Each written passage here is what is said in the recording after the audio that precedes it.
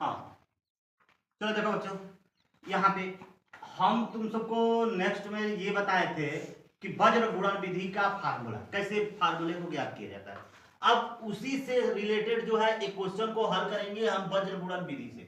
इसमें जो है हम x और y यानी दो जो दोनों चर संख्याएं दी गई हैं, इन दोनों चर संख्याओं का मान जो है वज्र गुणन विधि से हम निकालेंगे। इसके लिए सबसे पहले हम क्या करेंगे, लिखेंगे कि x प्लस वाई, इसको इधर पक्षांतर करेंगे तो -10 बराबर 0, समीकरण नंबर 1। अब इस वाले को ले लो तो 2x माइनस 3y अब माइनस जो है 0 बराबर 0 हो जाएगा, समीकरण नंबर 2। हमने इसको केवल समझने के लिए लिखा है, जब यहां पे 0 दिया है तो इसका कोई मतलब नहीं है।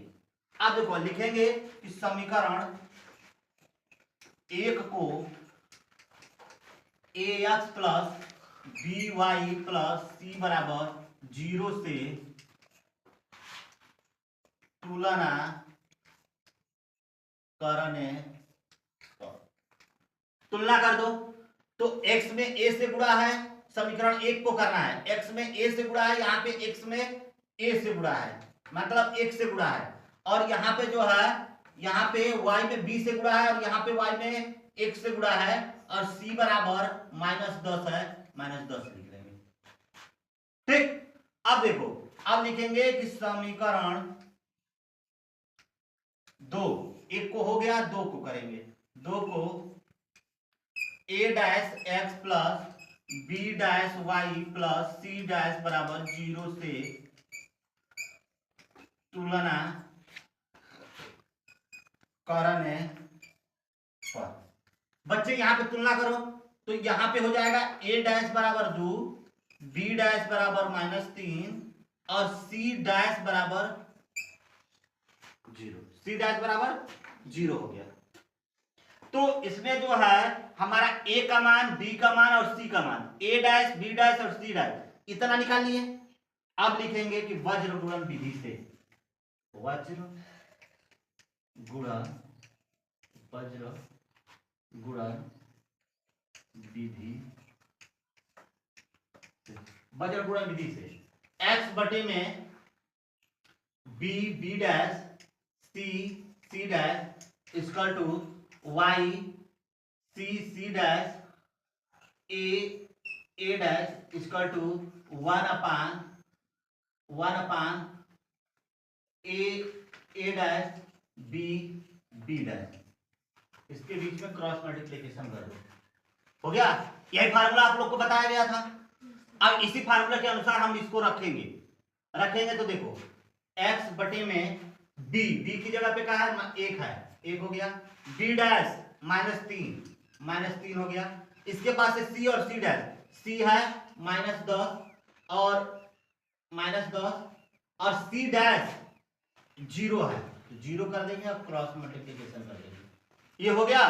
अब यहाँ पे देखो y अपान c और c डैश, मतलब यहाँ पे जो है -10 और 0 हो जाएगा, a डैश, a हमारा बच्चा क्या है, 1 और 2 है, तो यहाँ पे हो जाएगा 1 और यहाँ पे हो जाएगा 2 बराबर 1 बटे में 1 और 2 हो गया। a डैश और b डैश दिया है, b का मान 1 और b डैश का मान जो है -3 है, तो 1 -3, इसमें भी ऐसे क्रॉस मल्टीप्लिकेशन कर देंगे। अब लिखेंगे देखो x बटे में क्या, इससे इसमें गुणा करेंगे, 1 0 जा 0 हो गया, फार्मूले के अनुसार माइनस होना चाहिए, फार्मूले के अनुसार क्या होना चाहिए, माइनस होना चाहिए, माइनस लिख लिए, और ऋण में ऋण से गुणा कर दो, क्या होगा प्लस, और 10 तिहाई 30, तो यहाँ पे 30 हो गया, +30, ठीक है। ये तो फार्मूले के अनुसार है, इससे इसमें गुणा किए 10 तिहाई 30 हो गया, ठीक, बराबर y बटे में देखो 10 दूनी के 20 और ये ऋण है ना, तो ऋण 20 होगा, और 1 से 0 में गुणा करने पे 0 हो जाएगी, क्या हो जाएगी 0, ये बेचारा मर गया, खत्म हो गया। अब यहाँ पे देखो 1 से इसमें गुणा कर देंगे तो ऋण 3 से इसमें गुणा करोगे तो ऋण 3 हो जाएगा, माइनस 2 एक कम में 2 हो जाएगी। आया समझ में, ये स्टेप समझ में आया। अब यहाँ पे देखो x बटे में 0 का मान क्या हुआ, कुछ नहीं, हटा दो, -3 हो गया, बराबर y बटे में इस जीरो का भी कोई मतलब नहीं है तो -20, अब बराबर 1 बटे में। अब देखो बच्चे, ऋण ऋण आपस में जुटेगा लेकिन चिन्ह किसका रहेगा, ऋण का रहता है। जब भी ऋण ऋण को जोड़ा जाता है तो चिन्ह ऋण का ही लिखा जाता है। तो यहाँ पे माइनस हो गया, 3 2 5 हो गई। इतना समझ में आया? अब देखो यहाँ पे लिखेंगे कि यदि x बराबर यदि x बटे में -30 बराबर 1 बटे में -5, 1 बटे में -5, इसको उठा के पक्षांतर कर दोगे बच्चा तो -30 को पक्षांतर करने पे गुणा हो जाएगा, तो गुणा हो जाएगा तो -30 बटे में -5, ऋण से ऋण खत्म और 5 छके 30, x बराबर कितना आ गया, 6 आ गया।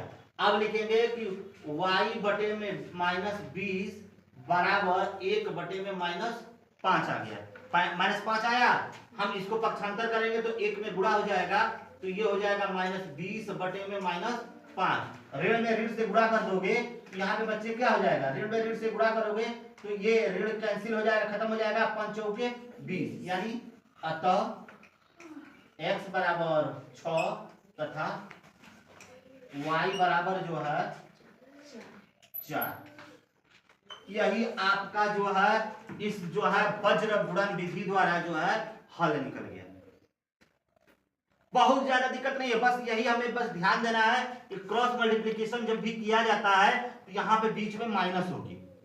अगर ये ऋण रहता, हमारा ऋण रहता तो अगर यहाँ पे प्लस संख्या होती तब हम क्या करते हैं कि ऋण 3 से जब 10 में गुणा करते तो ऋण 30 होता, ऋण 30।